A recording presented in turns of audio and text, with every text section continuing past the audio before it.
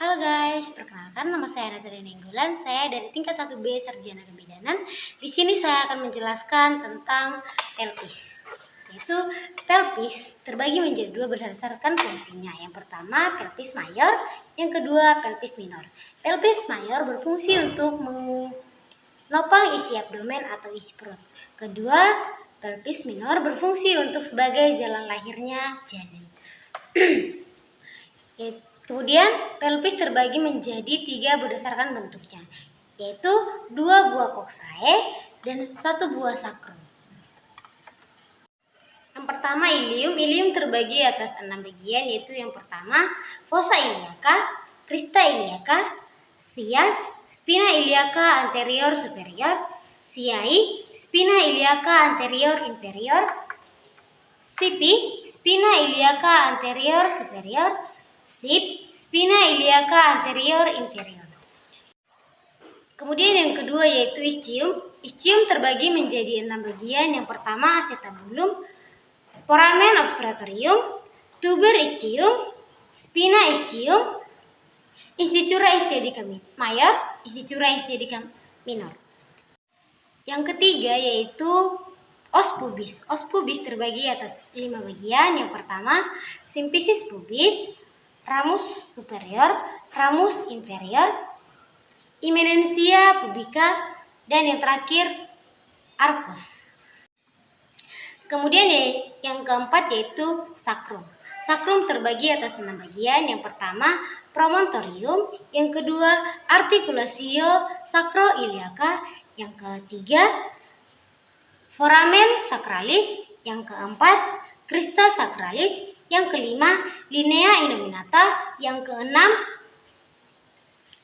coccygeus. Coccygeus tulang yang dapat maju mundur sekitar 1-2 cm untuk membantu jalan lahirnya janin. Yang kedua di sini saya akan menjelaskan yaitu tentang kepala janin. Kepala janin terbagi atas 4 bagian yaitu frontal, parietal, oksipital, dan temporal. Kepala janin juga terbagi atas 5 sutura, yaitu pembagi antara tulang yang satu dengan tulang yang lain. Yang pertama, sutura frontal, sutura koronal, sutura sagittal, sutura lamboidea, dan yang terakhir sutura squamosa. Kemudian ukuran kepala janin. Ukuran kepala janin dari parietal kanan ke parietal kiri yaitu 8,5 sampai 9,5 cm. Ukuran kepala janin dari dahi sampai ke kepala bagian belakang yaitu 9,5 cm. Yang ketiga, ukuran kepala janin dari kepala bagian belakang ke ubun-ubun besar yaitu sekitar 11 cm. Kemudian yang terakhir, ukuran kepala janin dari dagu ke kepala bagian belakang yaitu 13,5 cm. Ukuran kepala janin yang normal yaitu sekitar 31 sampai 35 cm pada usia kehamilan 38 sampai 40 minggu. Perkenalkan, nama saya Natalia Nenggolan dari tingkat 1B Sarjana Kebidanan. Di sini saya akan menjelaskan tentang sistem perkemihan. Yang dimana berawal dari ginjal, yaitu darah masuk ke glomerulus, yang dimana terjadi proses filtrasi atau penyaringan zat-zat yang diperlukan oleh tubuh. Kemudian darah dialirkan ke kapsul Bowman yang dimana tempat penyimpanan urin yang sudah disaring oleh glomerulus. Kemudian darah dialirkan ke tubulus proksimal yang dimana tempat terjadinya reabsorpsi atau penyerapan kembali zat yang dibutuhkan oleh tubuh. Kemudian darah dialirkan ke tubulus distal yang dimana terjadinya proses augmentasi atau pengeluaran zat yang tidak diperlukan oleh tubuh yaitu seperti urea. Kemudian dari tubulus distal darah dialirkan ke tubulus collectifus yang dimana tempat terbentuknya urin sejati yang akan dialirkan ke vesika urinaria melalui saluran ureter. Kemudian vesika urinaria adalah tempat penampungan urin sejati yang akan dialirkan ke luar tubuh melalui uretra. Baiklah, sekian penjelasan dari saya mengenai sistem perkemihan. Terima kasih. Perkenalkan, nama saya Natalia Ninggolan dari tingkat 1B Sarjana Kebidanan. Di sini saya akan menjelaskan tentang sistem reproduksi pada wanita. Sistem reproduksi pada wanita adalah organ yang memungkinkan wanita untuk melakukan hubungan seksual, bereproduksi, dan mengalami siklus menstruasi. Yang dimana sistem reproduksi wanita ini terbagi menjadi dua bagian, yaitu bagian eksternal dan internal. Di sini saya akan menjelaskan terlebih dahulu yaitu organ eksternal. Yang pertama berawal dari mons pubis. Mons pubis adalah jaringan lunak yang dimana tempat tumbuhnya rambut-rambut pada saat dewasa. Yang kedua, klitoris. Klitoris adalah benjolan kecil yang berfungsi sebagai titik rangsangan pada wanita. Kemudian yang ketiga, labia mayora atau bibir besar yang berfungsi sebagai melindungi organ luar dari benda asing lainnya. Kemudian yang keempat yaitu labia minora. Labia minora terletak di dalam labia mayora yang berfungsi untuk melindungi organ reproduksi bagian dalam. Kemudian yang kelima yaitu orificium uretra. Orificium uretra adalah saluran yang membawa urin dari dalam tubuh keluar dari tubuh. Kemudian selanjutnya orificium vagina. Orificium vagina adalah lubang vagina yang berfungsi untuk jalan sirkulasi, menstruasi, dan reproduksi. Kemudian selanjutnya yaitu himen atau membran jaringan yang berfungsi untuk menutupi lubang vagina. Kemudian selanjutnya yaitu kelenjar Bartholin yang berada di dalam pinggiran labia minora yang berfungsi untuk mengeluarkan cairan yang membantu. Yang pertama yaitu bagian eksternal atau bagian luar.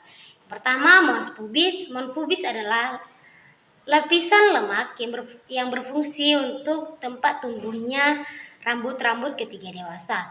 Kemudian selanjutnya yaitu klitoris. Klitoris adalah benjolan kecil yang berfungsi sebagai titik rangsangan pada wanita. Kemudian labia mayora atau bibir besar yang berfungsi untuk melindungi organ luar lainnya dari benda-benda asing. Kemudian selanjutnya yaitu labia minora atau bibir kecil yang berfungsi untuk melindungi organ dalam dari benda-benda asing. Kemudian kelenjar Bartholin berada di setiap sisi kanan dan sisi kiri labia minora yang berfungsi untuk menghasilkan cairan dan juga lendir. Kemudian selanjutnya yaitu orificium uretra yang berada di atas orificium vagina yang berfungsi untuk mengeluarkan urin. Kemudian selanjutnya orificium vagina yang berada di dalam labia minora di bawah orificium uretra yang berfungsi untuk sebagai jalan sirkulasi menstruasi. Kemudian himen, membran jaringan tipis yang berfungsi untuk menutupi lubang vagina. Yang kedua yaitu bagian dalam atau internal yang berawal dari vagina. Vagina berfungsi untuk menghubungkan serviks atau leher rahim dengan bagian luar. Yang kedua yaitu uterus atau rahim yang berfungsi sebagai tempat perkembangan janin yang memiliki 3 lapisan, yaitu yang pertama epimetrium atau lapisan luar, myometrium atau lapisan tengah, endometrium atau lapisan dalam. Kemudian yang ketiga yaitu tuba Fallopi. Tuba Fallopi terbagi menjadi 4 bagian, yaitu yang pertama fibrie atau jari yang berfungsi untuk menangkap sel telur.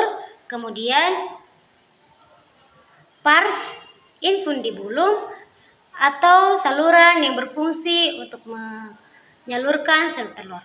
Kemudian yang ketiga yaitu pars ampularis, tempat pertemuan sel telur dengan sperma.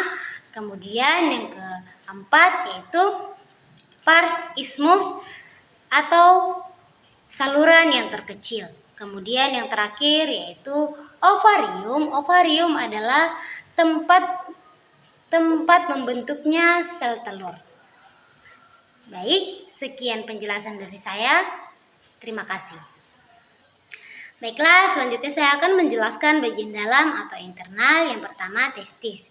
Testis berbentuk seperti kantong yang berada di dalam skrotum yang berfungsi untuk menghasilkan sperma. Kemudian yang kedua yaitu epididymis.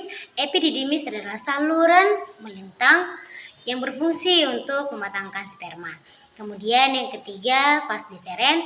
Vas deferens adalah saluran yang menghubungkan antara epididymis dengan vesika urinaria. Kemudian yang keempat, vesicula seminalis, saluran yang menghasilkan cairan mani untuk membantu proses ejakulasi. Kemudian yang kelima, kelenjar prostat, kelenjar yang berfungsi untuk menghasilkan cairan yang membantu sperma. Kemudian yang keenam yaitu vesika urinaria, tempat penampungan urin sejati sebelum dikeluarkan dari tubuh. Kemudian yang ketujuh yaitu uretra, saluran yang menyalurkan urin sejati dari vesika urinaria keluar dari tubuh. Sekian penjelasan dari saya. Terima kasih.